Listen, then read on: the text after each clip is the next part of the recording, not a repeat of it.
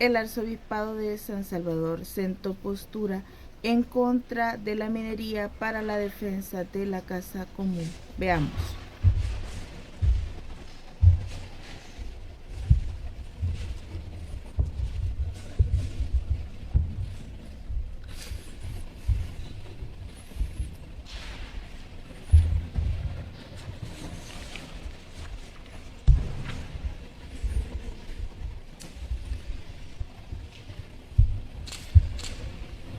Buenos días a todos, nos da mucho gusto tenerles en casa. Vamos a dar inicio a esta conferencia de prensa, dando lectura, como es costumbre, a un pequeño comunicado de nuestro arzobispado, pero que comienza con un extracto del mensaje del Secretariado Episcopal de América Central, que recién hemos tenido una asamblea. Toda esta semana fue de reflexión. Dice así: comunicado del Arzobispado de San Salvador. Aquí la citación, que es precisamente sobre el cuidado de la casa común y la minería. La conservación de la biodiversidad y los recursos naturales es fundamental, dado que la región cuenta con una rica diversidad biológica que es vital tanto para la cultura local como para la economía, turismo ecológico, agricultura sostenida, etc. Reconocemos que el deterioro ambiental y la explotación minera en nuestra región están afectando gravemente a nuestros pueblos y a la creación de Dios. Las comunidades, especialmente las más vulnerables, sufren los efectos devastadores de esta crisis ecológica. Como Iglesia reafirmamos nuestro compromiso con el cuidado de la casa común, tal como lo expresa el Papa Francisco en la Laudato Si. Hacemos un llamado urgente a los gobiernos para que adopten las políticas responsables y sostenibles que respeten la dignidad de los pueblos y la casa común, y que no permitan la explotación minera, ya que es necesario priorizar la vida humana y el medio ambiente sobre los intereses económicos que perpetúan el daño social y ecológico. Hasta aquí la citación, mensaje del Secretariado Episcopal de América Central del 29 de noviembre de 2024. Y continúa nuestro comunicado. Y ante las últimas declaraciones vertidas por las autoridades del país sobre reactivar la minería metálica, que implica la derogación de la ley contra la minería, que el pueblo salvadoreño logró que se aprobara en marzo del año 2017, como Iglesia pedimos a las autoridades de nuestro país lo siguiente. Primero, considerar que la prohibición de actividades de exploración, extracción, explotación y procesamiento, ya sea a cielo abierto o subterráneo, del oro y otros minerales, fue y continúa siendo una muestra del valor primario que el pueblo salvadoreño ha dado al derecho a la vida y a la salud, no solo de las personas, sino también de los animales y las plantas. Fue una victoria del pueblo y no de partidos políticos o de ideologías. O sea, la consecución de esa ley fue una victoria del pueblo salvadoreño. Segundo, que la situación precaria de la tierra y los recursos de nuestro país, provocado por la sobreexplotación de dichos recursos, por su expoliación y por el descuido a que han sido sometidos no soportaría una nueva expoliación minera, ya que aumentaría su desforestación, erosión, pérdida del suelo fértil y, lo más grave, la contaminación del agua y el aire, causando muerte y enfermedades de manera irreversible en gran parte de nuestra población, sobre todo en nuestros hermanos más pobres, los habitantes más cercanos de esas regiones. Tercero, que nuestro pueblo, ya vulnerable por la victimización a la que ha sido sometido por los grandes capitales nacionales e internacionales, sería ahora revictimizado, y de la peor forma, ya que la contaminación con cianuro, mercurio y otros tóxicos letales agudizaría los problemas de salud y muerte prematura de manera irreversible. Si ya por la contaminación del agua causada principalmente por los pesticidas, buena parte de nuestro pueblo sufre la insuficiencia renal, sería aún mucho peor el sufrimiento por el grave daño a los demás órganos vitales. Esperamos que nuestras autoridades recapaciten y no deroguen la ley que prohíbe la minería, protegiendo la salud y la vida de nuestro pueblo.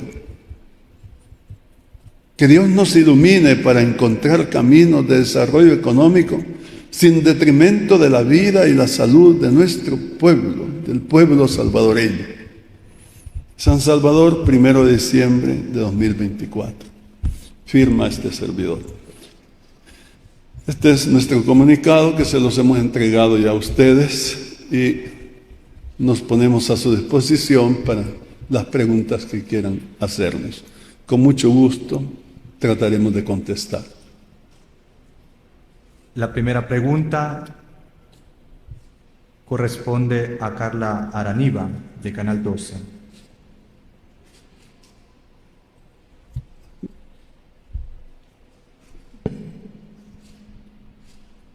Buenos días, monseñor.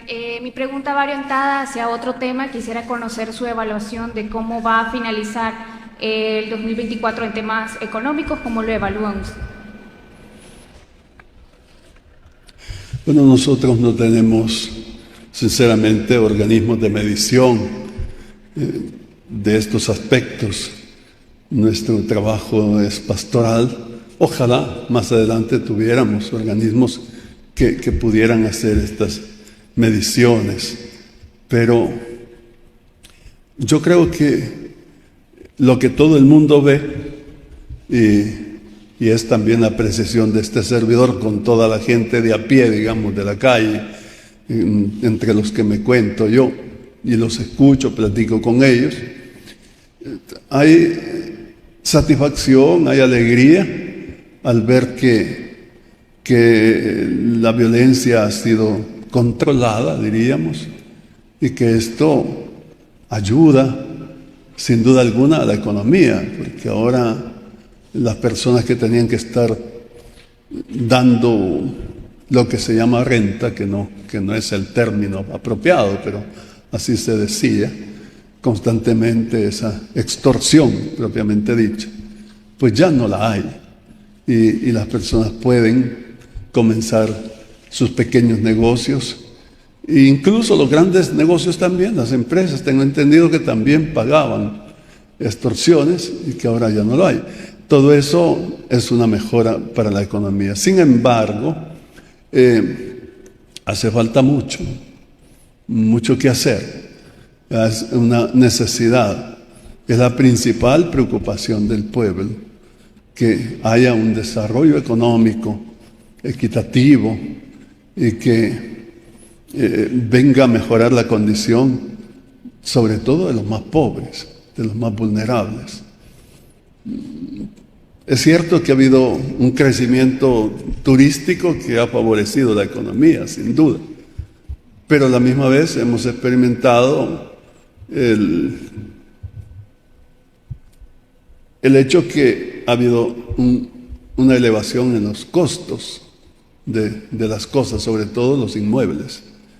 Entonces, de nuevo, se vuelve una necesidad de buscar las políticas convenientes para mejorar la economía del país.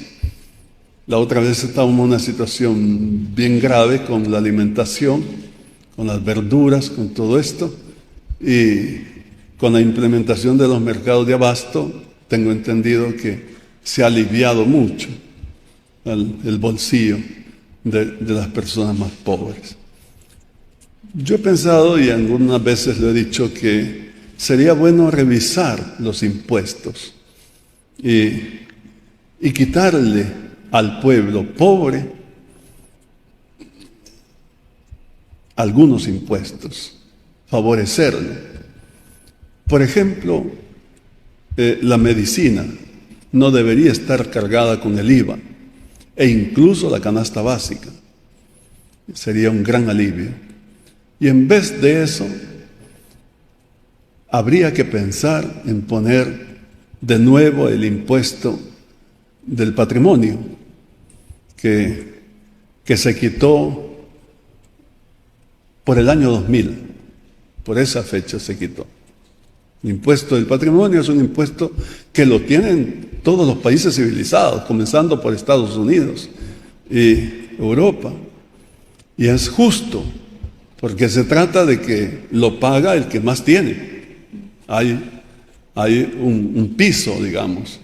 El que excede a tal cantidad millonaria deberá pagar, o no sé si de $500,000 arriba, no sé, pero se establece un piso y deben pagar de forma directa.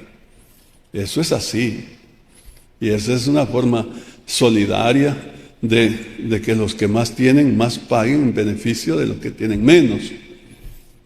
Esa es la filosofía propiamente de los sistemas tributarios. Pero aquí ha sucedido lo contrario, de forma indirecta, como es el IVA, que es injusto muchas veces porque con ese juego de los créditos fiscales, al final lo sale pagando la gente más pobre. Y de forma inmisericordia, porque ni siquiera se le exonera en estos artículos que son básicos y fundamentales.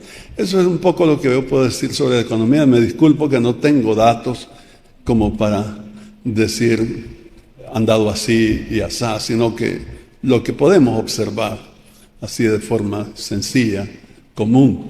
Pero sé que hay organismos que están haciendo mediciones y yo les doy la palabra a ellos en este punto. Ok, en otros temas, si bien es cierto, la seguridad en el país ha sido un factor que ha beneficiado para que los salvadoreños no migren a Estados Unidos. Sin embargo, continúan aumentando las cifras de la población que se está yendo del país, ya sea por otros factores económicos, porque no hay empleos y buscan otras oportunidades. También en los últimos días, al menos 2 menores de edad han sido encontrados en la frontera con Estados Unidos. Quisiera conocer qué acciones considera que se deberían de tomar en este tema. Sí, gracias por la pregunta. El tema de la migración es muy sensible para nosotros, es muy importante. Nosotros vamos a estar siempre a favor de los migrantes, siempre defendiendo sus derechos, porque la migración, en principio, es un derecho de toda persona, migrar, movilizarse, y que se les señale como delincuentes, como personas que han cometido delito porque no tienen documentos, es injusto. Ya el señalamiento. Serán indocumentados posiblemente, pero no delincuentes. Y que se les trate como tal, vulnerándoles todos sus derechos, es muy grave. Ha conmovido al mundo el caso de ese niño que fue abandonado en la frontera. ¿Cómo es posible? No es único caso. Ya en la administración pasada de Estados Unidos hubo aquella aquella ley que separó a los niños de sus padres y los mantuvo presos, diría yo. ¿Cómo es posible? ¿Cómo es posible que sea eso? Contra todos los derechos y contra todas las razones humanas. Entonces, es verdad que nuestros pueblos tienen necesidad y por eso migran. Pero allá van a prestar servicios importantes, servicios que no quieren cumplir, que no les gusta hacer, posiblemente a los habitantes de aquellos países y de Estados Unidos principalmente. Es mano de obra buena y barata. Y tampoco eso es justo, que porque no tienen documentos no se les pague lo que se les debe pagar. Entonces, yo creo que este es un punto donde los gobiernos tienen que reflexionar mucho y ojalá hubiera acuerdos regionales para defender a nuestros migrantes. Es penoso que un país de los nuestros se vuelva un dique, una muralla, para que no pasen los migrantes que vienen del otro país, cuando nosotros también estamos mandando personas migrando. Y esa es la cadena que se va haciendo de muros. ¿Cómo es posible? ¿Cómo es posible? Hay que reflexionar mucho y ojalá se busquen las políticas convenientes y que también la economía del propio lugar mejore, porque nuestra gente no quiere irse para otros países. Todos estamos contentos de ser salvadoreños y de vivir aquí. Si alguien se ve forzado a salir, es porque no encuentra formas de salir adelante aquí. Si se desarrollan los lugares de estas personas, no migrarían. Sería bueno que ahora el gobierno priorice esas zonas que han estado sometidas por la violencia, empobrecidas y que han sufrido tanto. Ahora deberían ser las zonas que más despegue económico tengan. Y esto es así también por una cuestión natural de que quien sufre está en mejor condición para sobresalir. Habría que apoyar a esos niños, a esos jóvenes, para que estudien y a las personas adultas para que trabajen. Y ojalá cada vez la migración sea menos. Tengo entendido que ha disminuido en nuestro país. Ojalá que siga disminuyendo y que lleguemos a un momento en el que no tengamos que salir. Pero para mientras, debe ser protegido. Cada migrante tiene que ser protegido en sus derechos. Por supuesto que sí. Y nosotros, ya dije, vamos a estar siempre velando por ellos. Muchas gracias. La siguiente pregunta corresponde a Rommel Hernández, de Canal 21. Buenos días, monseñor. Queremos saber su opinión al respecto de que se reduzcan en el proyecto de presupuesto general de la Nación las inversiones en salud y educación. ¿Qué significaría esto de aprobarse el presupuesto así para la población? Sí, gracias por la pregunta. Yo sé que somos un país pobre y que nuestro presupuesto nacional es limitado y que hay que hacer ajustes, que hay que hacer esfuerzos y a veces se ha hablado de políticas de austeridad. Todo eso tiene sentido, pero se debe priorizar algunos puntos que son principales. Y por supuesto, en esto debe estar la salud, la educación. Yo, con todo respeto, estoy de acuerdo con esa posición suya de que no está bien que se le quite a la salud, que se le quite a la educación. Los pueblos se desarrollan por la educación y la salud, que también es fundamental. Yo sé que otras cosas también son importantes, como no, la seguridad no se debe descuidar, es cierto. Las obras de infraestructura también, pero la persona vale más. Y cuando un Estado invierte por la persona, como es su salud y su educación, estamos haciendo la mejor inversión. Ojalá que se tenga en cuenta y que se priorice siempre estos aspectos. Ojalá. La siguiente pregunta corresponde a Maribel Jovel, de Radio YSKL.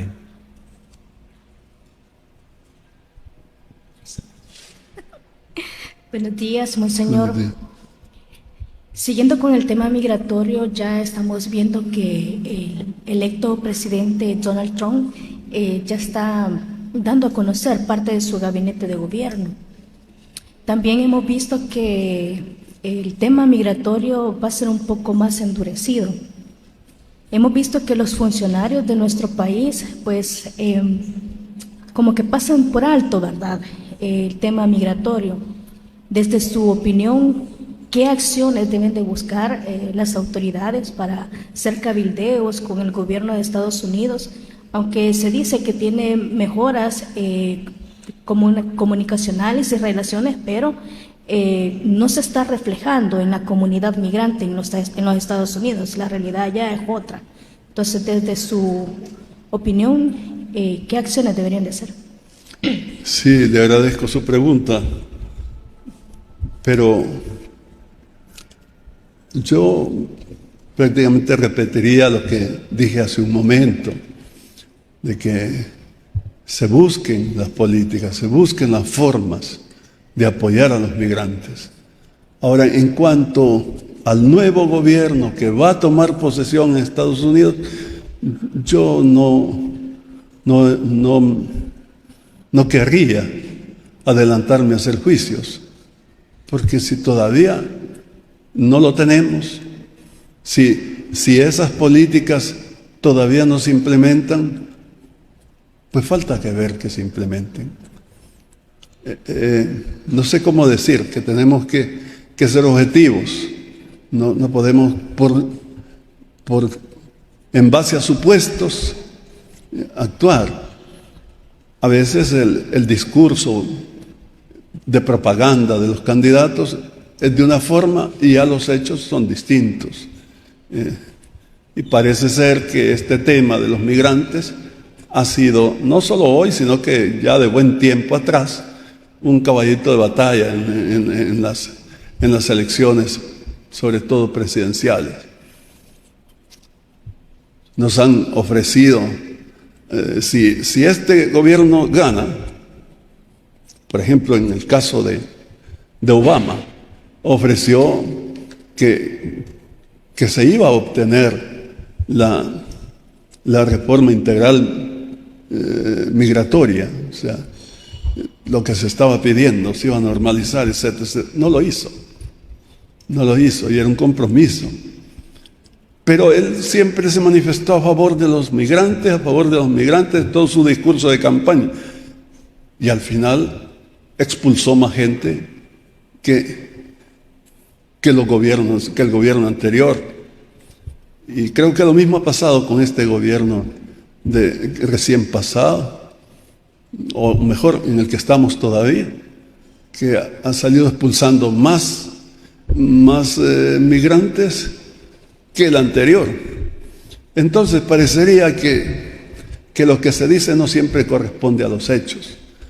Yo no me aventuraría a hacer juicios por adelantado. Pero eso no significa que los gobiernos estén, por supuesto, previendo ya. Eso sí, tienen que estar atentos y no solo diseñando las políticas, que al fin y al cabo me parece que sea el partido que sea, más o menos actúan igual. El discurso, como ya dije, es distinto, pero los hechos vienen siendo más o menos iguales. Siempre son disposiciones en contra de nuestros hermanos migrantes, por desdicha. Si hubieran promesas, esas no se cumplen. Y si han habido amenazas, pues posiblemente eso sí se cumpla, tristemente.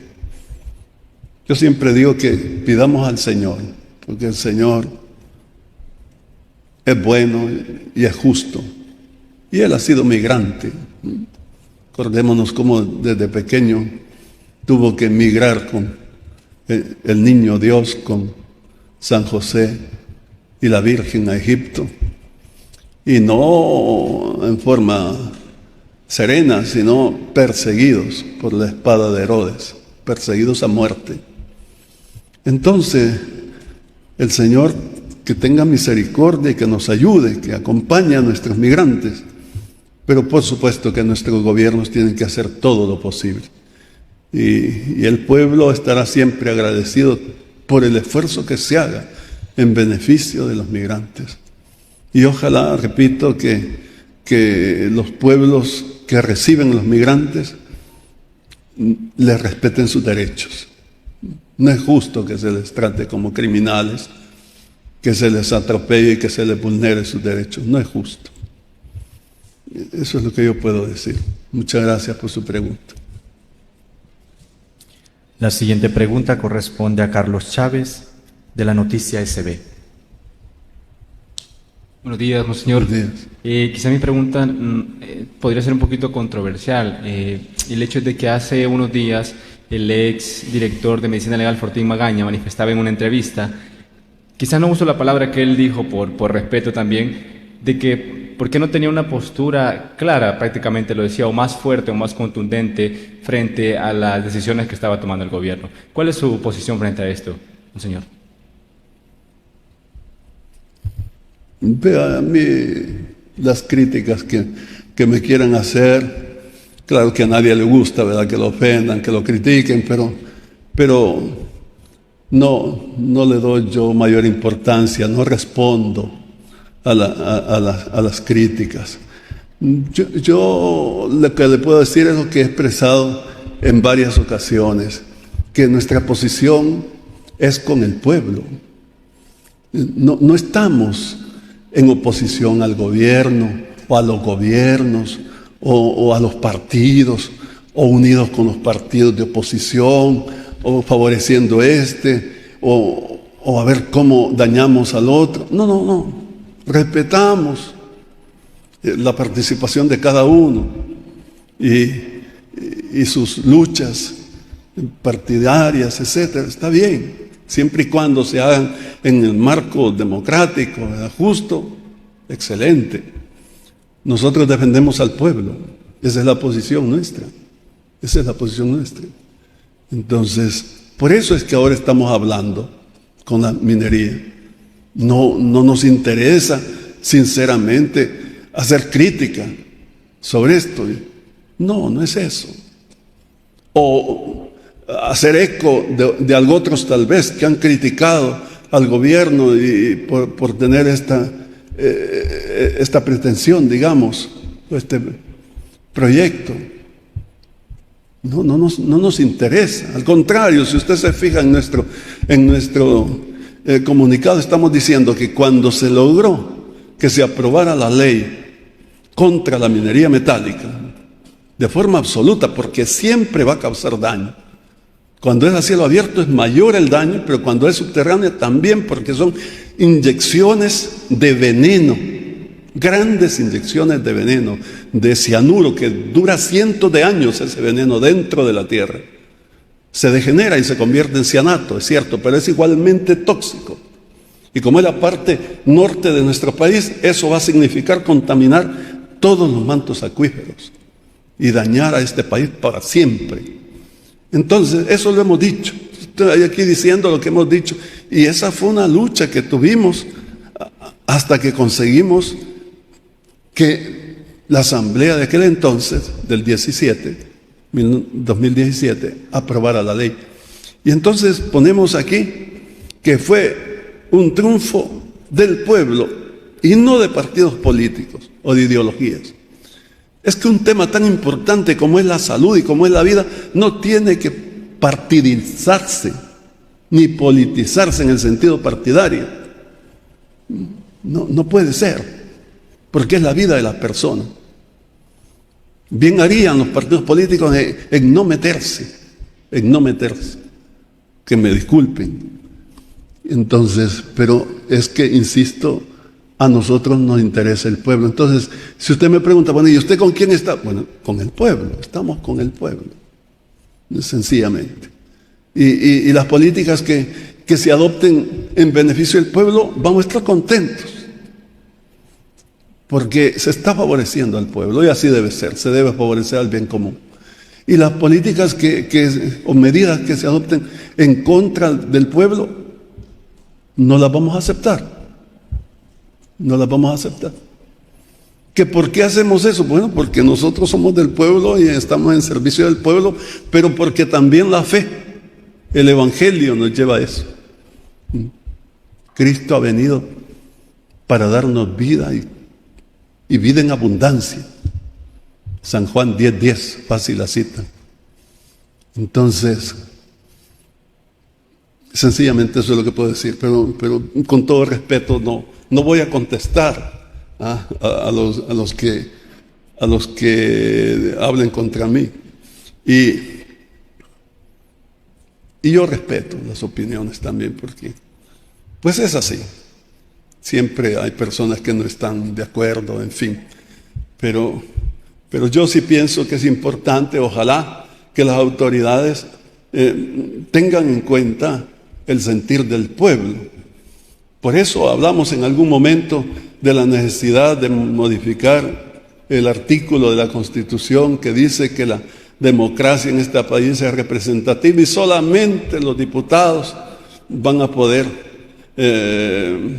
actuar en representación del pueblo, porque es una democracia representativa. No debe ser así. Debe ser participativa. Y entonces que sean consultas ciudadanas y que con toda libertad el pueblo se exprese. Eso es importante.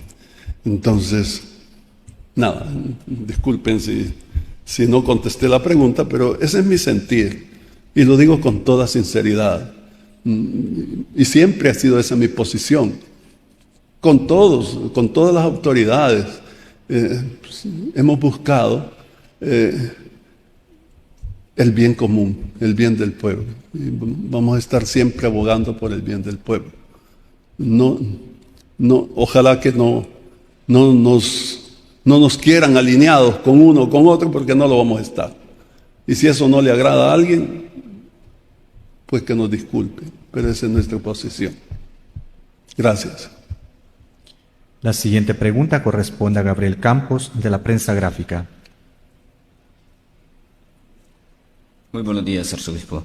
Tengo dos preguntas. Una, conocer su opinión acerca de un evento, y aprovechando las declaraciones que acaba de dar recientemente, que se llevó a cabo el pasado martes y miércoles sobre Estado de Derecho y democracia en El Salvador, un evento internacional en el que se mencionaba que la democracia en El Salvador ha crecido y ha sido puesta hasta como ejemplo a nivel internacional. Sin embargo, en el país muchas organizaciones y muchos líderes han cuestionado el decaimiento de la democracia y el Estado de Derecho en el país. Y la segunda pregunta es conocer su opinión acerca de el caso de Santa Marta, tomando en cuenta que una Cámara absolvió la resolución que ya había dado un tribunal de dejar en libertad a los líderes que han dicho que es una persecución en su contra. ¿Han dicho qué? Que es una persecución en su contra. De líderes ambientalistas que habían hablado acerca de una posibilidad de explotación minera en El Salvador. Sí. Vea, sobre la primera pregunta,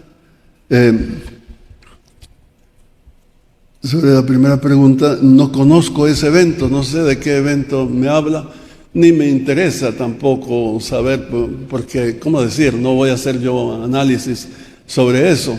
Entonces, las discusiones pueden hacerse y es bueno que se hagan, que se discuta y vamos a encontrar una posición y la otra posición. Y yo, ¿con quién estoy? Vuelvo a lo mismo que decía hace un momento, nosotros estamos con el pueblo. El mismo concepto de democracia habría que estudiarlo, ¿verdad? Y es muy cuestionado, etcétera. ¿Qué entiende uno por democracia y qué entiende el otro por democracia? Y hasta por qué este defiende esto y por qué el otro defiende el otro. Y bueno, yo dejaría a los especialistas, a los politólogos que expliquen todo eso y que hagan los respectivos análisis. Nosotros somos prácticos, nosotros vemos el bien de las personas y por eso estamos hablando, por el bien de las personas.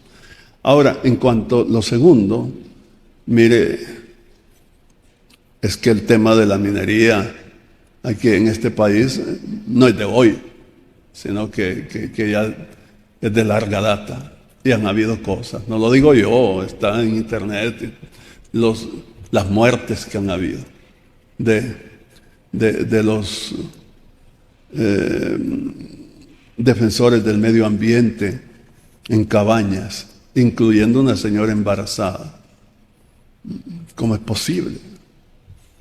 Y si usted dice, y bueno, ¿y qué pasó? ¿Dónde está? ¿Esos casos han sido juzgados? No. No hay justicia. Esa es la verdad. Y en el caso de Santa Marta, no tengo el dato exacto, pero lo que yo sé es que algunos defensores del medio ambiente estaban siendo perseguidos. Entonces, eso es lo que yo sé. Ahora este último caso no lo tengo yo. Es el mismo caso, Lo que pasa es que una Cámara revocó la decisión de un tribunal de absolverlos a ellos de cualquier delito. Entonces ahora se van a volver a juzgar. ¿Y de qué los acusaban a ellos? De lo mismo, es señalamientos, creo. Porque son líderes. Son líderes ambientalistas. Ambientalistas que están defendiendo el medio ambiente. Exacto. Es lo que le digo. Ellos son los enjuiciados, ellos son los que hay que meter presos y no a los asesinos que han matado en Cabañas. Entonces, precisamente a estas personas defensoras del medio ambiente, ¿cómo es posible? Yo dejo a las autoridades el caso, que ojalá le pusieran atención, la justicia de nuestro país. Esto demanda justicia en nuestro país. Pero que porque alguien es defensor del medio ambiente hay que crearle un juicio falso, no sé qué cosas, para meterlo preso. Entonces, ¿en qué país estamos? Y luego, ya dije, las muertes de estas mismas personas defensoras del medio ambiente quedan impunes. ¿Qué pasó? No es de hoy, es un caso antiguo ese. Y no hemos tenido ninguna respuesta. Entonces, ojalá, perdonen la redundancia, que la justicia sea justa. O mejor, que haya verdadera justicia en nuestro país. De lo contrario, no vamos a salir de esta situación de violencia y de deterioro de la misma sociedad. Que no haya impunidad, pero que se castigue al culpable, no al inocente. Gracias. La siguiente pregunta corresponde a Michelle Trujillo, de Diario El Mundo.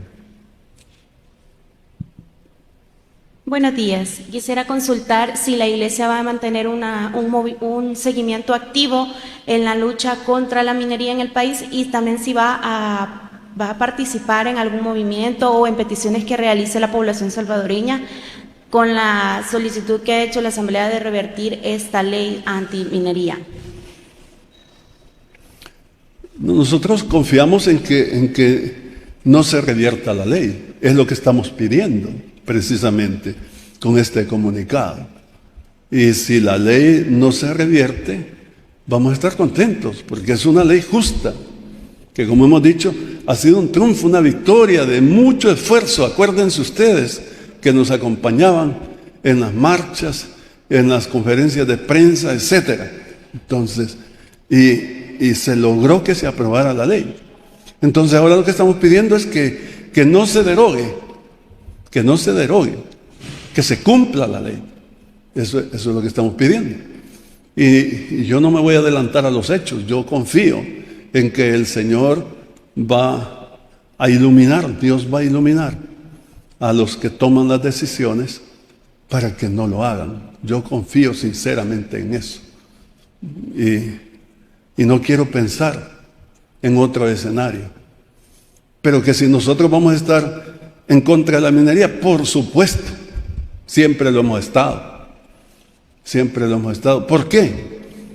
Porque causa daño grave, irrevocable a la vida y a la salud de las personas. Y eso no tiene precio.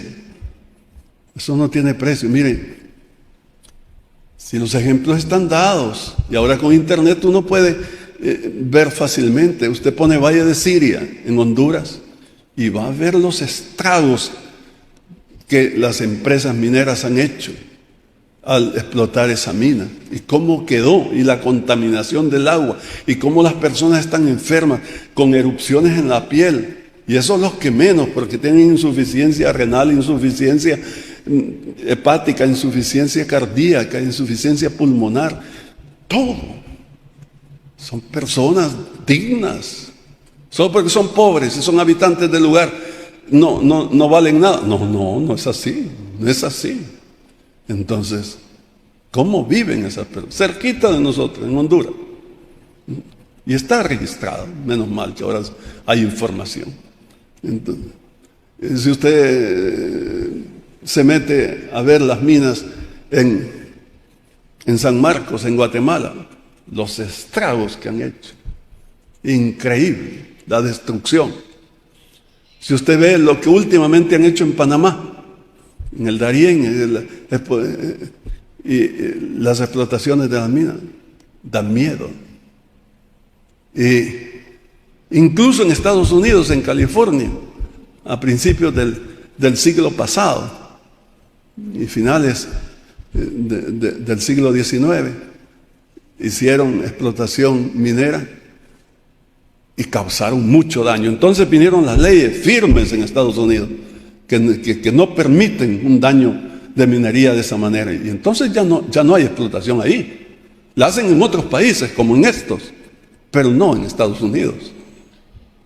¿Cómo es posible que nosotros, siendo un país tan pequeño y densamente poblado, se haga la explotación minera? Usted me puede decir, bueno, pero son recursos, es oro, es plata y demás minera. Está bien, pero que las generaciones futuras, a las que debemos heredar un ambiente mejor que el que hemos encontrado, la saquen cuando ellos puedan sacarlo para ellos, para este país.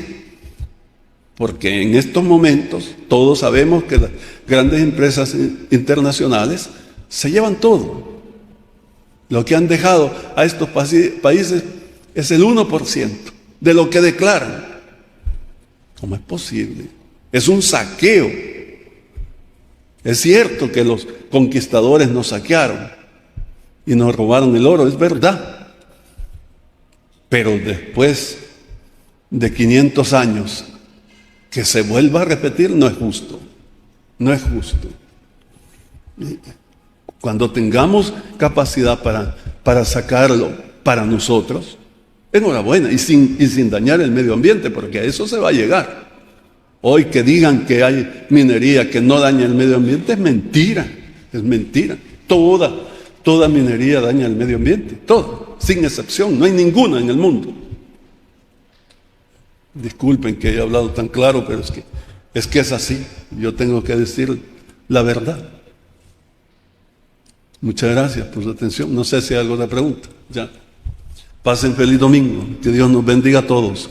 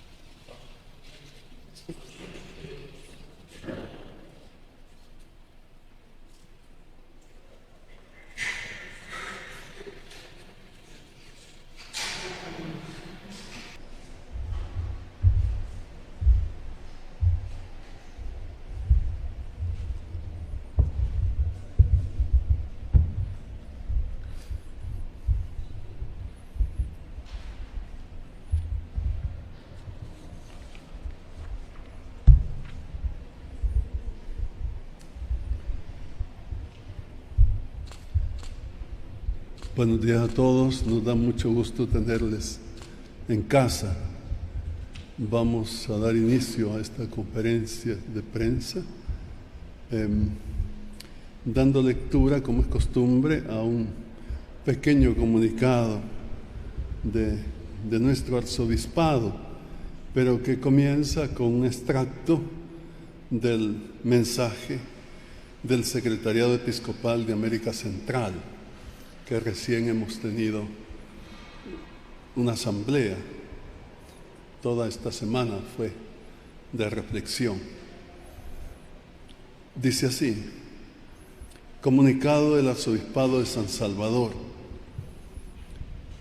Aquí la citación, que es precisamente sobre el cuidado de la casa común y la minería. La conservación de la biodiversidad y los recursos naturales es fundamental, dado que la región cuenta con una rica diversidad biológica que es vital tanto para la cultura local como para la economía, turismo ecológico, agricultura sostenida, etc.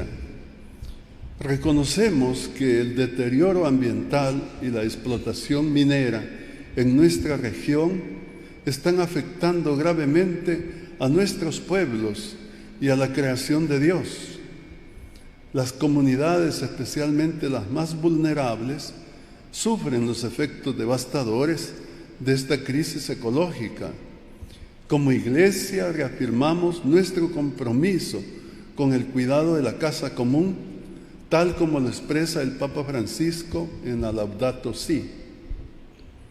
Hacemos un llamado urgente a los gobiernos para que adopten las políticas responsables y sostenibles que respeten la dignidad de los pueblos y la casa común, y que no permitan la explotación minera, ya que es necesario priorizar la vida humana y el medio ambiente sobre los intereses económicos que perpetúan el daño social y ecológico. Hasta aquí la citación, mensaje del Secretariado Episcopal de América Central del 29 de noviembre de 2024. Y continúa nuestro comunicado. Y ante las últimas declaraciones vertidas por las autoridades del país sobre reactivar la minería metálica, que implica la derogación de la ley contra la minería, que el pueblo salvadoreño logró que se aprobara en marzo del año 2017, como Iglesia pedimos a las autoridades de nuestro país lo siguiente. Primero, considerar que la prohibición de actividades de exploración, extracción, explotación y procesamiento, ya sea a cielo abierto o subterráneo, del oro y otros minerales, fue y continúa siendo una muestra del valor primario que el pueblo salvadoreño ha dado al derecho a la vida y a la salud, no solo de las personas, sino también de los animales y las plantas. Fue una victoria del pueblo y no de partidos políticos o de ideologías.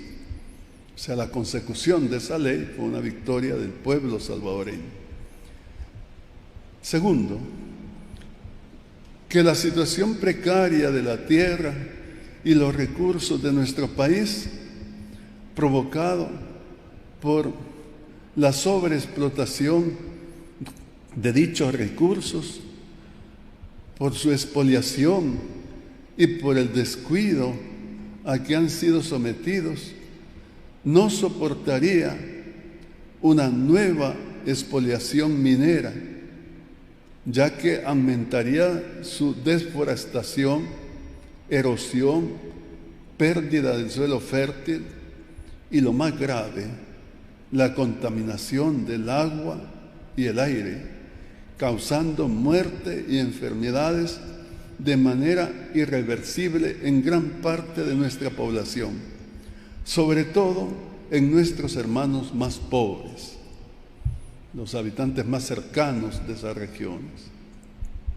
Tercero, que nuestro pueblo, ya vulnerable por la victimización a la que ha sido sometido por los grandes capitales nacionales e internacionales, sería ahora revictimizado, y de la peor forma, ya que la contaminación con cianuro, mercurio y otros tóxicos letales agudizaría los problemas de salud y muerte prematura de manera irreversible. Si ya por la contaminación del agua causada principalmente por los pesticidas, buena parte de nuestro pueblo sufre la insuficiencia renal, sería aún mucho peor el sufrimiento por el grave daño a los demás órganos vitales. Esperamos que nuestras autoridades recapaciten y no deroguen la ley que prohíbe la minería, protegiendo la salud y la vida de nuestro pueblo. Que Dios nos ilumine para encontrar caminos de desarrollo económico sin detrimento de la vida y la salud de nuestro pueblo, del pueblo salvadoreño. San Salvador, 1 de diciembre de 2024. Firma este servidor. Este es nuestro comunicado que se los hemos entregado ya a ustedes y nos ponemos a su disposición para las preguntas que quieran hacernos. Con mucho gusto trataremos de contestar. La primera pregunta corresponde a Carla Araniva, de Canal 12.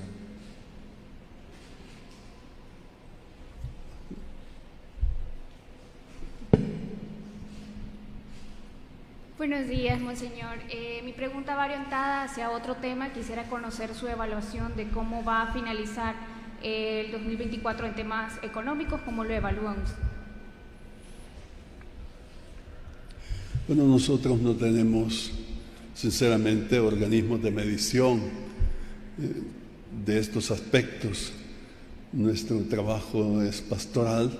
Ojalá más adelante tuviéramos organismos que pudieran hacer estas mediciones, pero yo creo que lo que todo el mundo ve, y es también la apreciación de este servidor con toda la gente de a pie, digamos, de la calle, entre los que me cuento yo y los escucho, platico con ellos, hay satisfacción, hay alegría al ver que la violencia ha sido controlada, diríamos, y que esto ayuda sin duda alguna a la economía, porque ahora las personas que tenían que estar dando lo que se llama renta, que no es el término apropiado, pero así se decía constantemente, esa extorsión propiamente dicha, pues ya no la hay,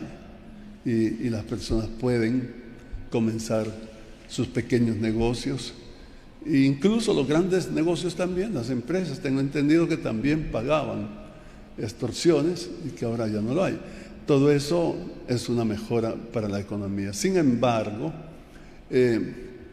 hace falta mucho que hacer.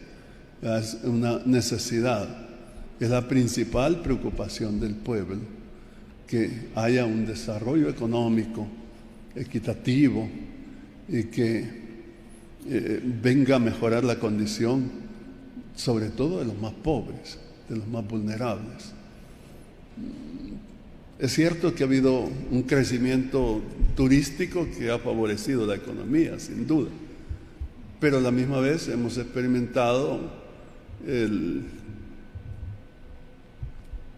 hecho que ha habido una elevación en los costos de las cosas, sobre todo los inmuebles. Entonces, de nuevo, se vuelve una necesidad de buscar las políticas convenientes para mejorar la economía del país. La otra vez estábamos en una situación bien grave con la alimentación, con las verduras, con todo esto, y con la implementación de los mercados de abasto, tengo entendido que se ha aliviado mucho el bolsillo de las personas más pobres. Yo he pensado, y algunas veces lo he dicho, que sería bueno revisar los impuestos y quitarle al pueblo pobre algunos impuestos, favorecerlo. Por ejemplo, la medicina no debería estar cargada con el IVA, e incluso la canasta básica. Sería un gran alivio. Y en vez de eso,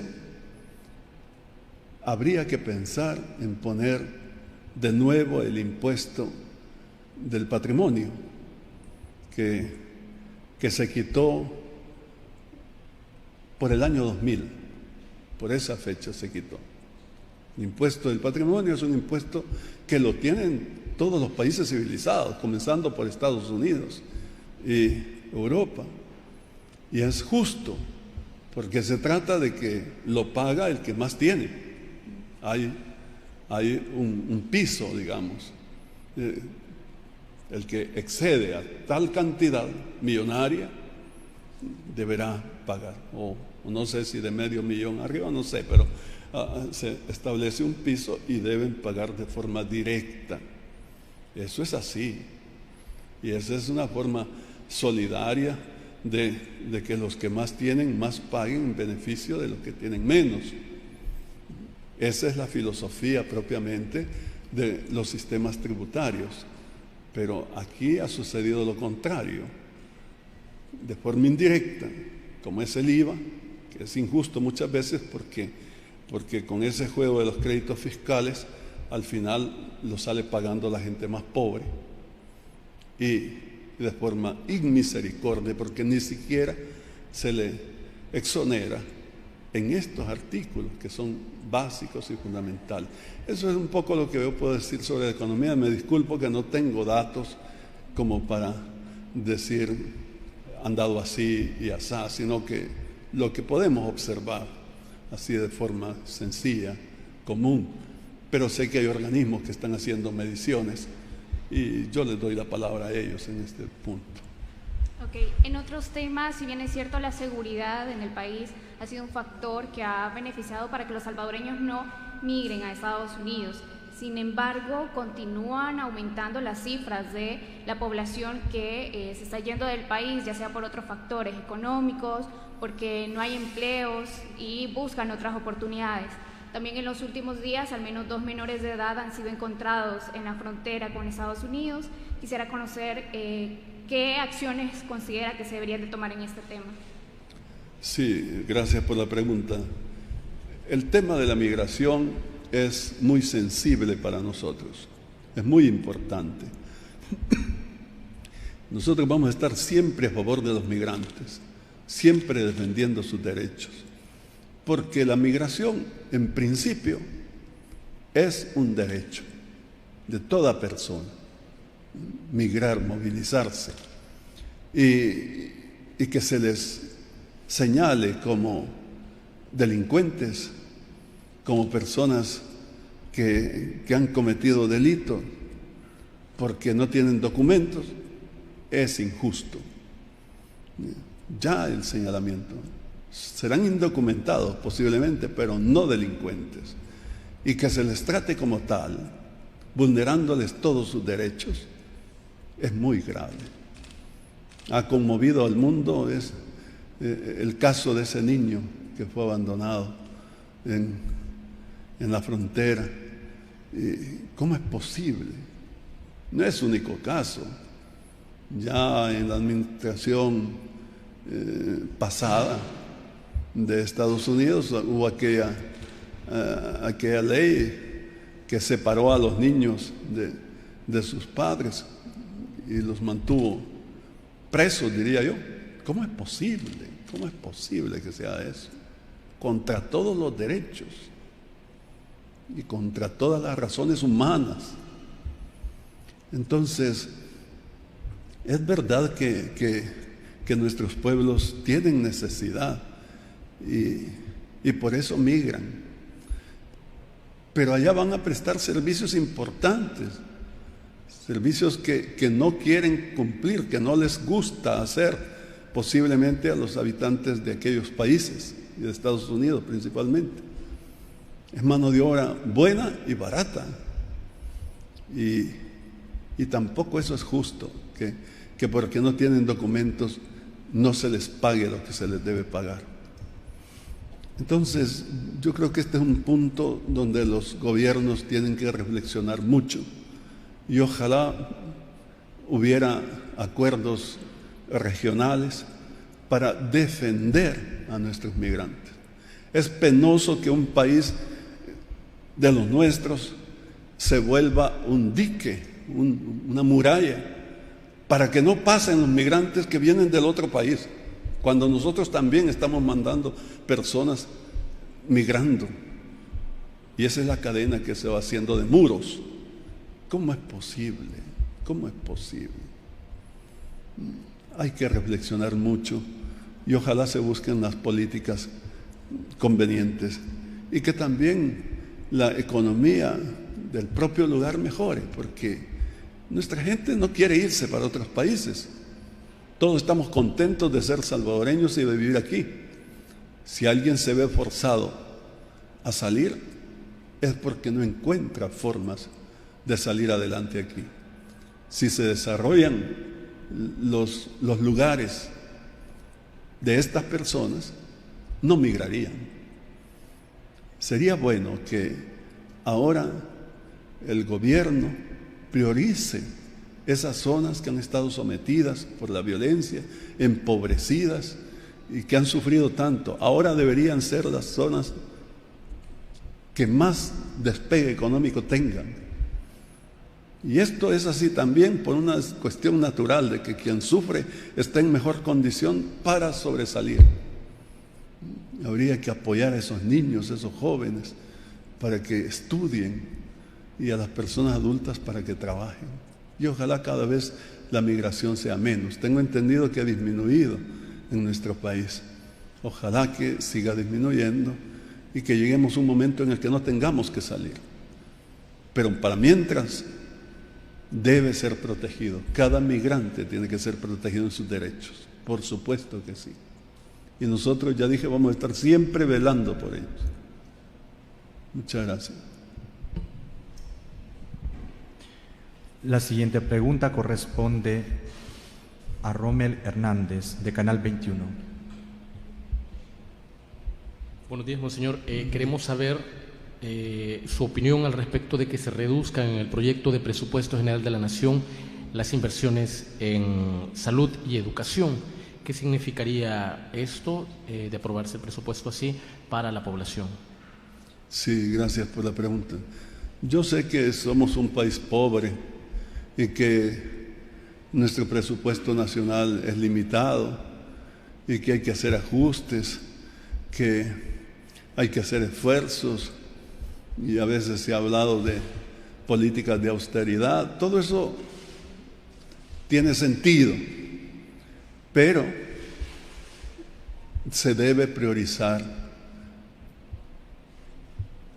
algunos puntos que son principales.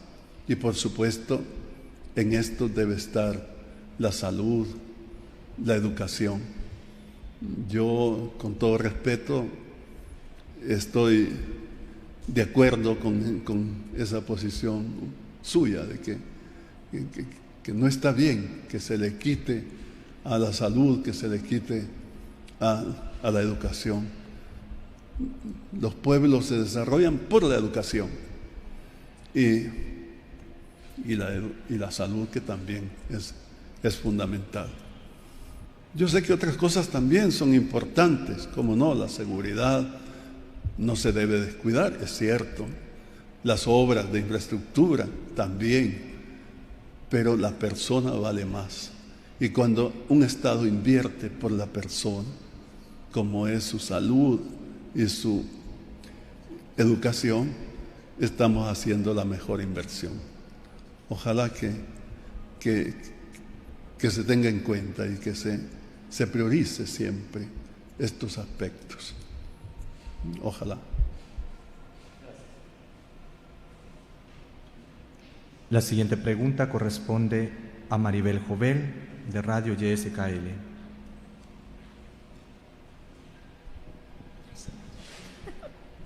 Buenos días, monseñor. Buenos días. Siguiendo con el tema migratorio, ya estamos viendo que el electo presidente Donald Trump ya está dando a conocer parte de su gabinete de gobierno. También hemos visto que el tema migratorio va a ser un poco más endurecido.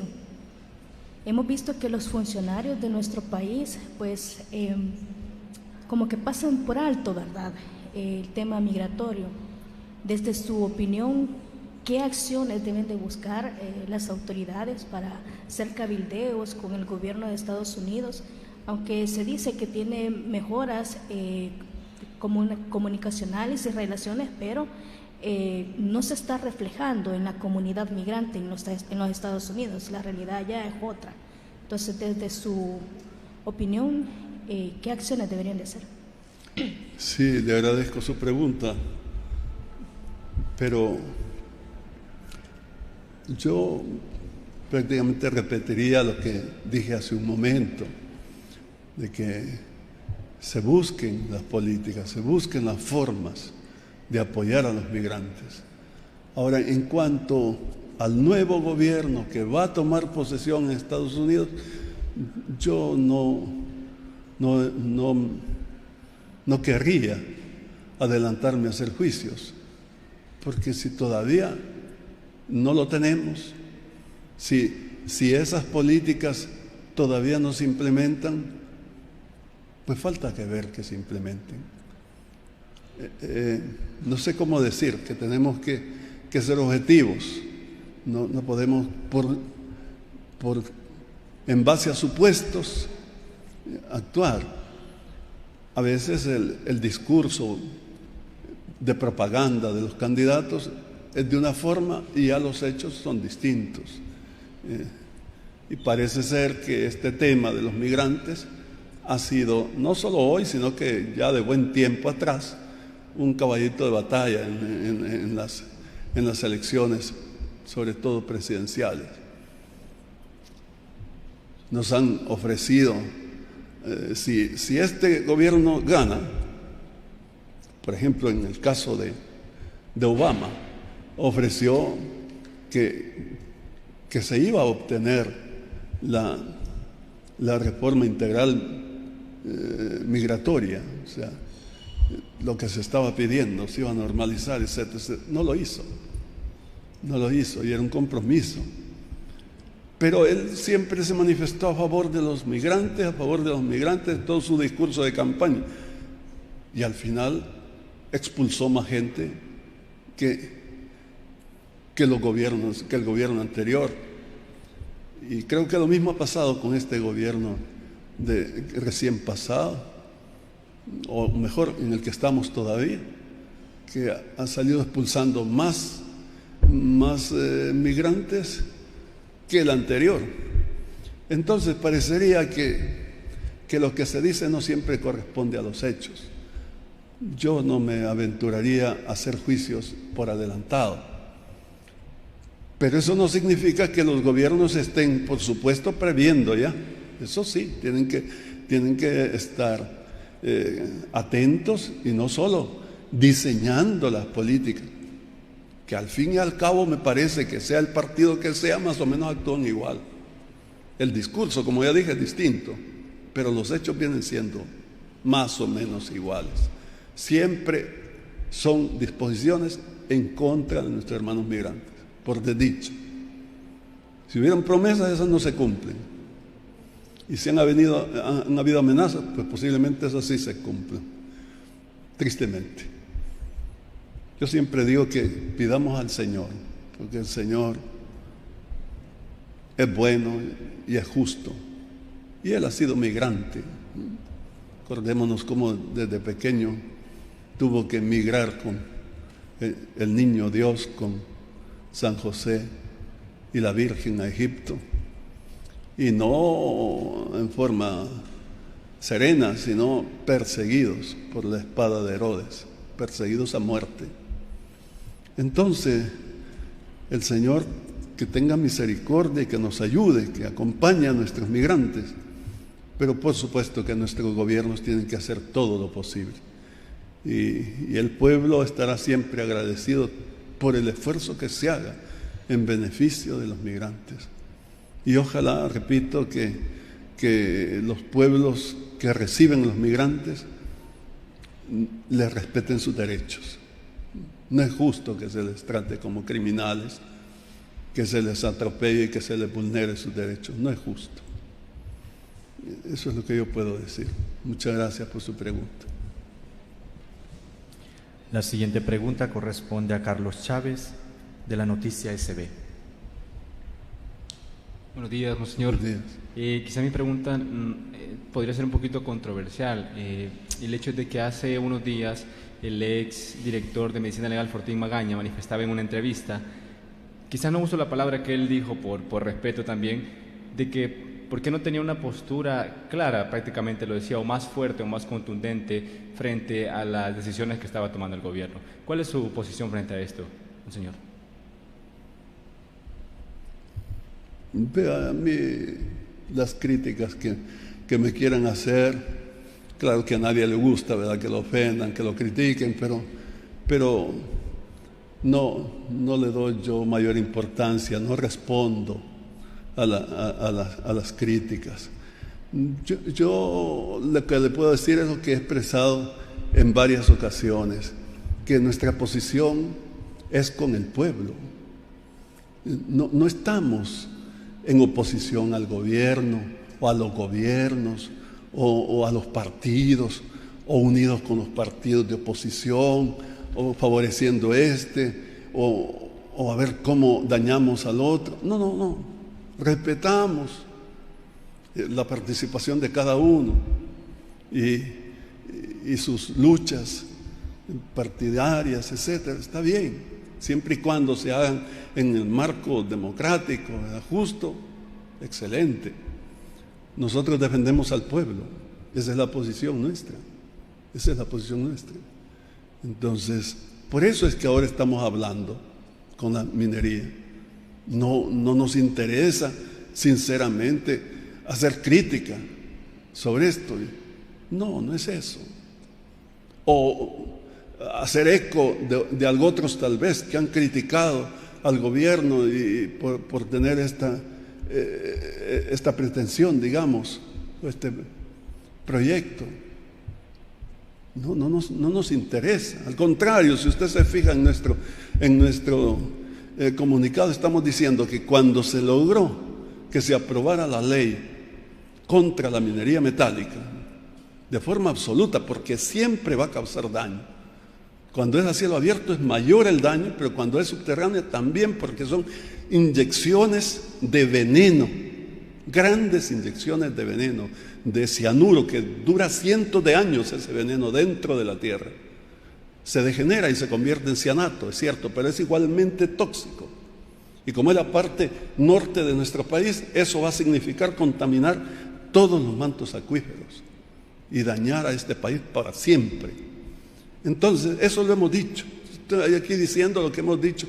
Y esa fue una lucha que tuvimos hasta que conseguimos que la asamblea de aquel entonces, del 2017, aprobara la ley. Y entonces ponemos aquí que fue un triunfo del pueblo y no de partidos políticos o de ideologías. Es que un tema tan importante como es la salud y como es la vida no tiene que partidizarse ni politizarse en el sentido partidario.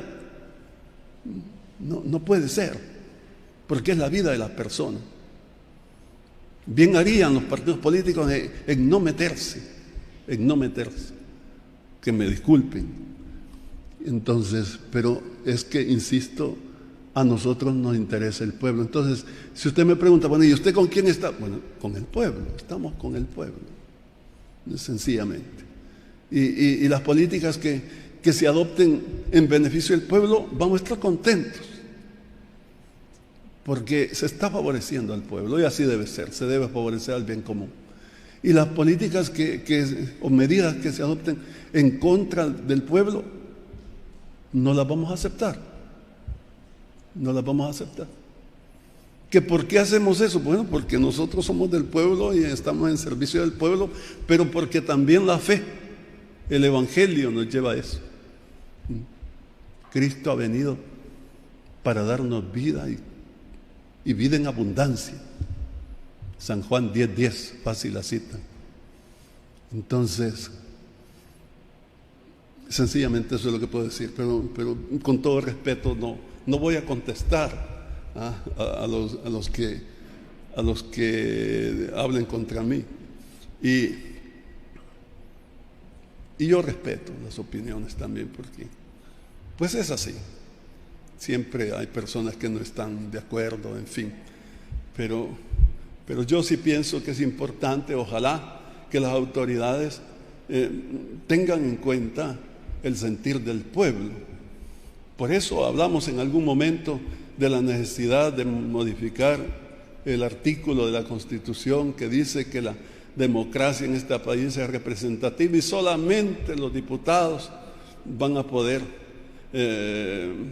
actuar en representación del pueblo, porque es una democracia representativa. No debe ser así. Debe ser participativa. Y entonces que se hagan consultas ciudadanas y que con toda libertad el pueblo se exprese. Eso es importante. Entonces, nada, disculpen si no contesté la pregunta, pero ese es mi sentir y lo digo con toda sinceridad. Y siempre ha sido esa mi posición. Con todas las autoridades, hemos buscado el bien común, el bien del pueblo. Y vamos a estar siempre abogando por el bien del pueblo. Ojalá que no nos quieran alineados con uno o con otro, porque no lo vamos a estar. Y si eso no le agrada a alguien, pues que nos disculpe, pero esa es nuestra posición. Gracias. La siguiente pregunta corresponde a Gabriel Campos, de la Prensa Gráfica. Muy buenos días, arzobispo. Tengo dos preguntas. Una, conocer su opinión acerca de un evento, y aprovechando las declaraciones que acaba de dar recientemente, que se llevó a cabo el pasado martes y miércoles sobre Estado de Derecho y democracia en El Salvador, un evento internacional en el que se mencionaba que la democracia en El Salvador ha crecido y ha sido puesta hasta como ejemplo a nivel internacional. Sin embargo, en el país muchas organizaciones y muchos líderes han cuestionado el decaimiento de la democracia y el Estado de Derecho en el país. Y la segunda pregunta es conocer su opinión acerca de el caso de Santa Marta, tomando en cuenta que una Cámara absolvió la resolución que ya había dado un tribunal de dejar en libertad a los líderes que han dicho que es una persecución en su contra. ¿Han dicho qué? Que es una persecución en su contra. De líderes ambientalistas que habían hablado acerca de una posibilidad de explotación minera en El Salvador. Sí. Vea, sobre la primera pregunta,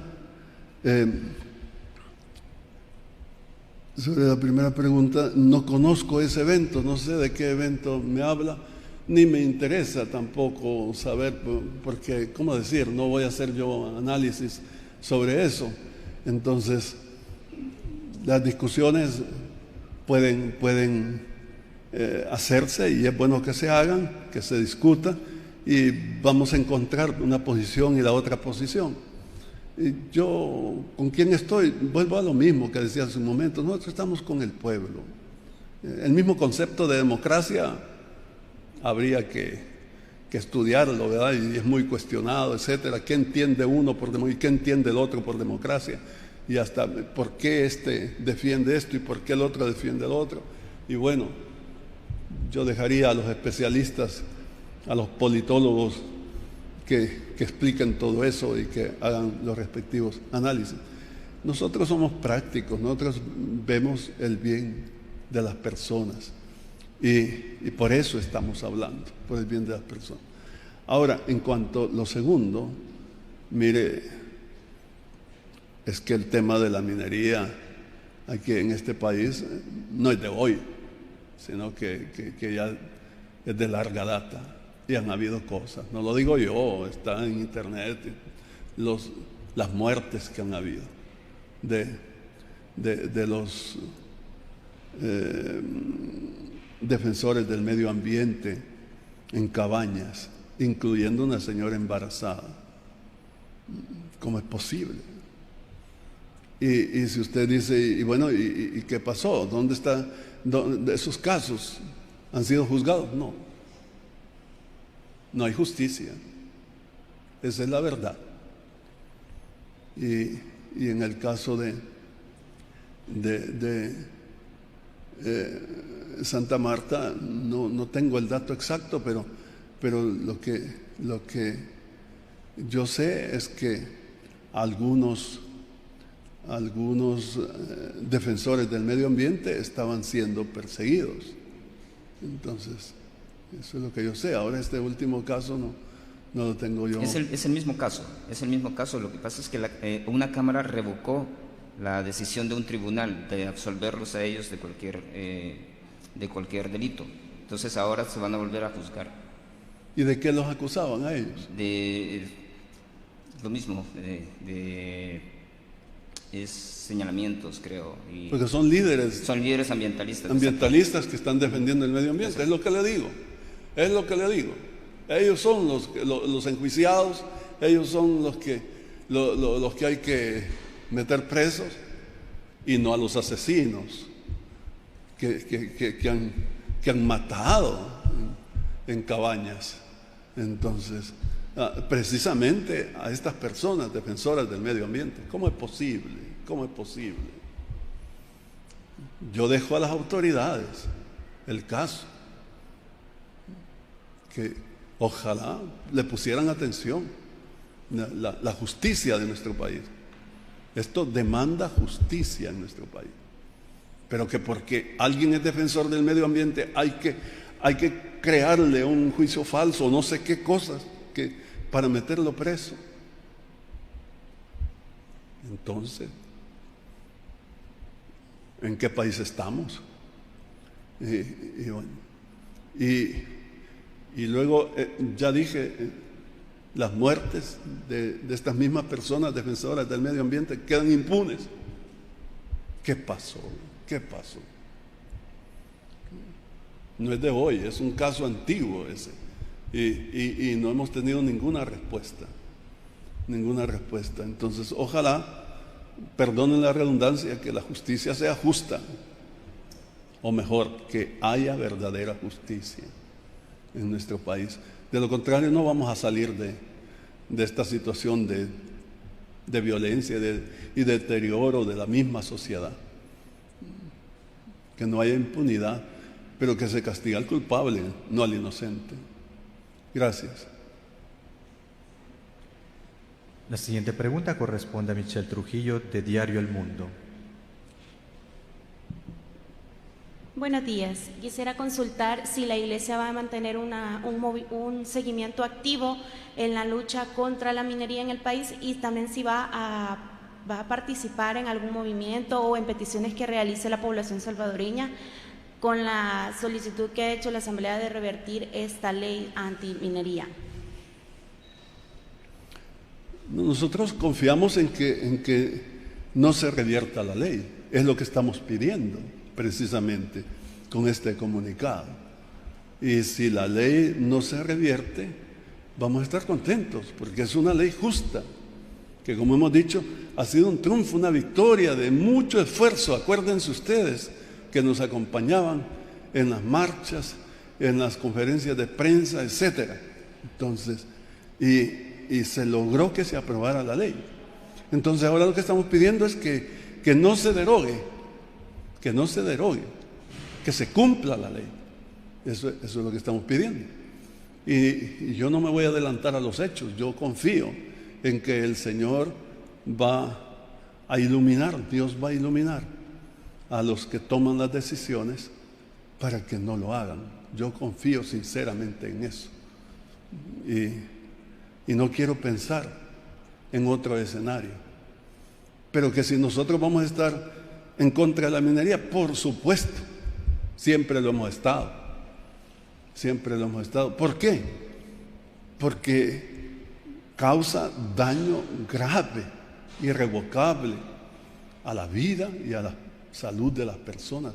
Y eso no tiene precio.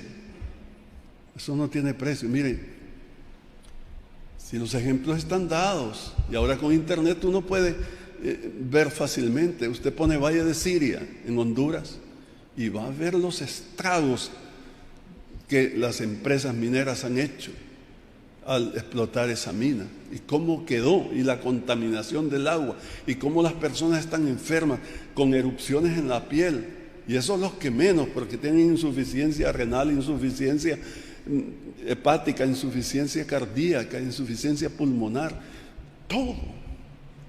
Son personas dignas. Solo porque son pobres y son habitantes del lugar no valen nada. No es así, no es así. Entonces, ¿cómo viven esas personas? Cerquita de nosotros, en Honduras. Y está registrado, menos mal que ahora hay información.